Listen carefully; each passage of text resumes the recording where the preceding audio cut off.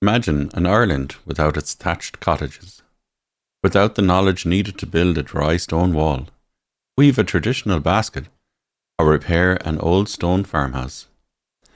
Imagine the stories of a townland disappearing because nobody recorded the last person who remembered them, or a familiar landscape changing so completely that the wildlife, field boundaries, and customs once connected with it are lost. When we speak about Irish heritage, we often think of castles, monasteries, and ancient monuments. But heritage is much broader than that. It includes our buildings, landscapes, wildlife, crafts, language, stories, and the knowledge passed from one generation to the next. For National Heritage Week 2026, the theme is Heritage at Risk. It asks us to consider not only what parts of Ireland's heritage are endangered, but what we can still do to protect them. Perhaps the most visible heritage at risk is found in Ireland's traditional buildings.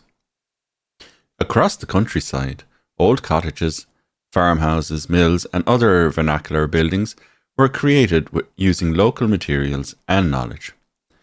They were rarely designed by famous architects. Instead, they were built by people who understood the land, the weather, and the materials available around them. A traditional cottage might have thick stone or clay walls, a roof covered with locally grown thatch, and small windows positioned to provide shelter from the Atlantic weather. These buildings were practical homes, but they also gave different parts of Ireland their distinctive character. Today, many have been abandoned, altered beyond recognition, or allowed to deteriorate. Thatched cottages face particular challenges. A thatched roof needs regular care from someone who understands the craft, but the number of experienced thatchers has declined in some areas, while suitable materials can be difficult to obtain. Maintenance, fire safety, and the limited availability of insurance can place further pressure on owners. When a thatched cottage is lost, Ireland loses more than an attractive old building. It can also lose a local roofing style, knowledge of traditional materials, and part of the story of the family and community who live there. Climate change creates another challenge for Ireland's built and archaeological heritage. Coastal erosion, flooding, rising damp, and increasingly severe weather can damage historic structures and archaeological sites. Some ancient places have survived centuries of conflict and change, yet now face threats that their original builders could never have imagined. Protecting these buildings does not mean freezing Ireland in the past. It means finding ways for them to remain useful, valued, and cared for in the present. But some of the most valuable heritage cannot be protected by repairing a roof or stabilizing a wall. It exists only in the knowledge and memories of living people. This is sometimes called intangible cultural heritage. It includes traditional crafts, music, language, customs, oral history, and knowledge of the natural world. A craftsperson may know how to select the correct stone for a wall without using any mortar. A boat builder may understand how the shape of a traditional curragh changes according to the waters where it will be used. A thatcher may recognize the right material by touching it. An older person may remember the original Irish name of a field, a holy well, or a bend in the road, and the story explaining how it received that name. Much of this knowledge was never written in a manual.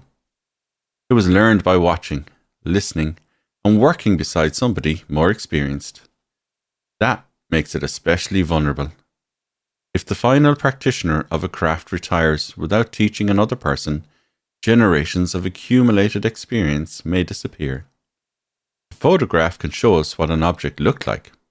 A recording can preserve a song or a story. But a tradition remains truly alive only when people continue to practice it, adopt it, and pass it forward. Our natural heritage is also part of this story. Ireland's bogs, native woodlands, rivers, hedgerows, coastal habitats, and species are not separate from our cultural history. They shaped where people settled, how they travelled, what materials they used, and the stories they told. A hedgerow may provide food and shelter for wildlife, but it can also mark an old townland boundary or preserve the pattern of a landscape created generations ago. A bog is an important habitat and store of carbon, but it may also contain archaeological, old pathways, and memories of communities who cut and saved turf there. A river can be a wildlife corridor, a traditional fishing ground, an ancient route, and a setting for local folklore, all at the same time. These places face pressures from habitat loss, pollution, invasive species, development, and climate change. When a habitat disappears, we can lose wildlife, but we may also lose the customs, words, and memories that developed around it.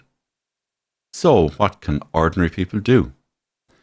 Protecting heritage does not always begin with a major restoration project. It can begin by asking questions. Ask an older relative what a particular field, road, or ruined building was once called. Record their answer with their permission. Photograph an old cottage or workshop before it disappears. Learn the story behind a local monument rather than simply walking past it. Support the craftspeople who still practice traditional skills. Visit local museums, archives, and heritage events. Share reliable information about the places and traditions that matter to your community. And perhaps most importantly, encourage younger people to become involved.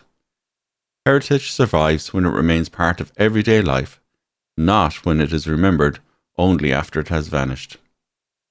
Ireland has already shown that threatened heritage can be protected.